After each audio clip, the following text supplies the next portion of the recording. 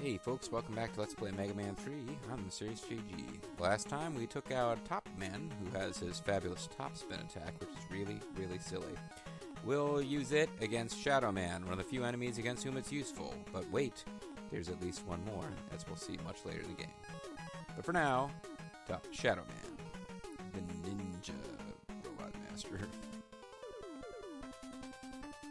As evidenced by his awesome ninja pose, Shuriken, and the fact that he's half naked like most Kunoichi.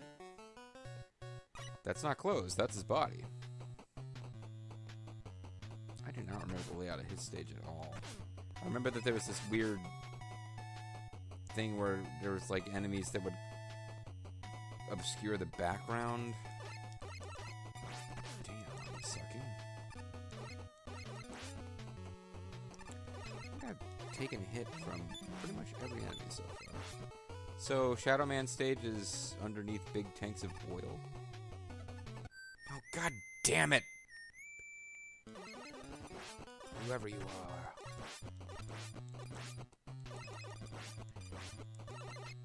I can kind of dodge when there's flat terrain. And then kind of not.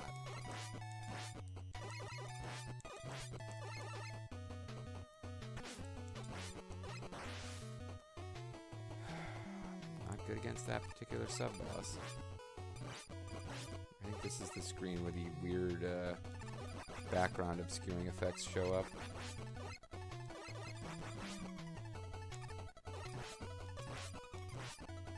You're like, what?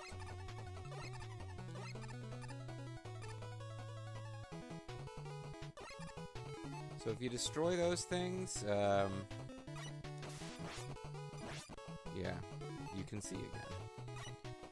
And it's kind of... The Taliban is attacking us here. It's kind of a problem. It could be a problem if they put in, like, death pits, but they don't. It's weird. Mega Man keeps introducing, like, neat little mechanics for side-scrolling stages. And then sometimes it'll introduce it once and not give you that many ways in which it's threatening in a Robot Master stage. And in theory, like, okay, they're going to bring this back in a Wily stage, and it's going to involve death pits and shit. And it's going to really kind of, they say, oh, now I see how this could be really dangerous. But no, they kind of, in this game in particular, they kind of just don't.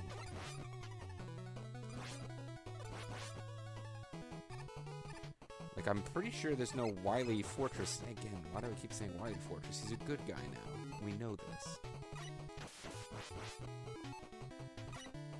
Oh, fuck. You apparently are not affected by that. I switched over to Magnet Man to take advantage of the drop, and then that scrolled me into a grenade guy. And now, see, this doesn't matter, because we're going off the edge of the screen anyway. And just like that enemy.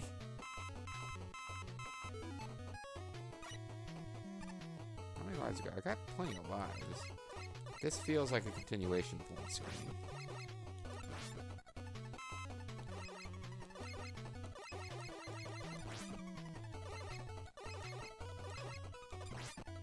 You can tell this is a Ninja Fortress based on the rabbit robots. Oh, I remember this now. It's going to be like para-dropping robots.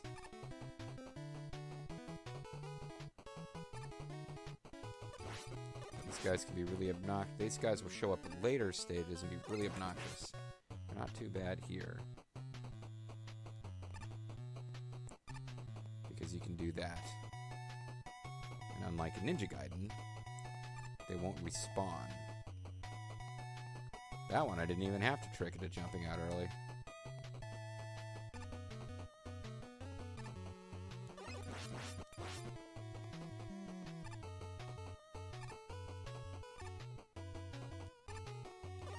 Ah, jeez. Don't mind taking the damage. I just thought I was going to fall into the lava there. If this is lava, it looks like it's some kind of red-tinted soda that looks black when you collect enough of it up that it's dense. Damnation. Oh, God! I got killed by one of those things. Well, I was right about this being the continuation point, but damn. If I had just kept walking right... Well, I mean, unless the very next screen was Shadow Man's stage room, and then I would have lost to Shadow Man and been right there, but I doubt it. I think I wasn't going to actually clear it on that run. Up here?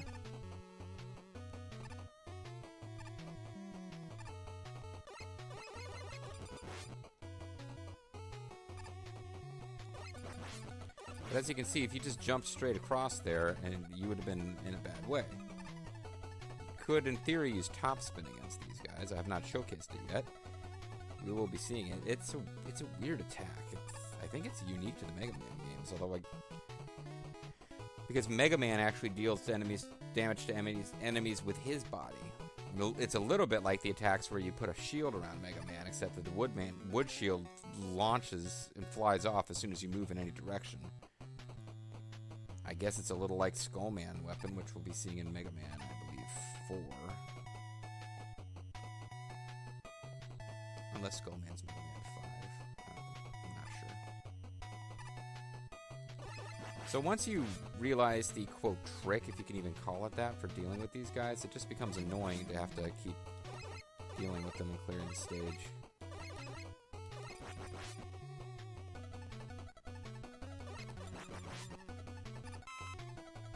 Okay, now I am annoyed. We really were just, like, some easy-ass enemies away from getting to Shadow Man. So here's Shadow Man.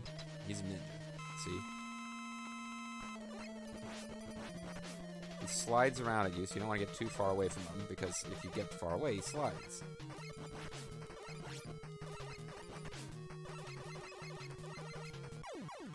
And he seems to slide even if you don't get far away from him. I know at one point I knew his pattern well enough to beat him with a pea shooter.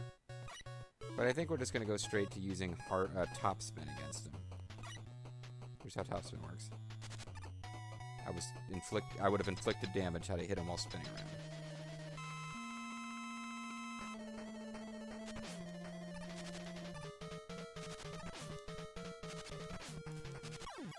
There we go.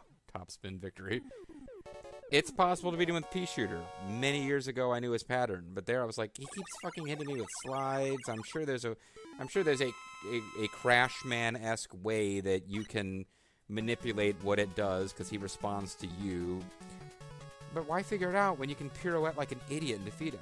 But we got Shadow Blade and Rush Marine, which is awesome because now our faithful robot dog Rush will hold like a knife in his teeth and go grrr and throw grenades and shoot. Oh, he's not like a Rush. He's Rush Marine is the Rush submarine. He is not actually a Marine Corps fighter who will come to our aid. Anyway, folks, that does it for this episode. Now that we've got Shadow Man's weapon, I believe Spark Man is weak against it. Yeah, I'm pretty sure that's right. So I am going to save the game, and when we come back, we will deal with Spark. Well, let me make sure that that actually worked. Although if it didn't, and by loading the game, I'd be screwed anyway. But yeah, folks, we're gonna go next to the Sparkman stage and spark up a barrel of fun. I guess there's no Barrel Man coming that I'm aware of. Anyway, I'm Mysterious JG. Thank you guys for watching, and I'll see you guys next time for more Mega Man 3. Bye-bye.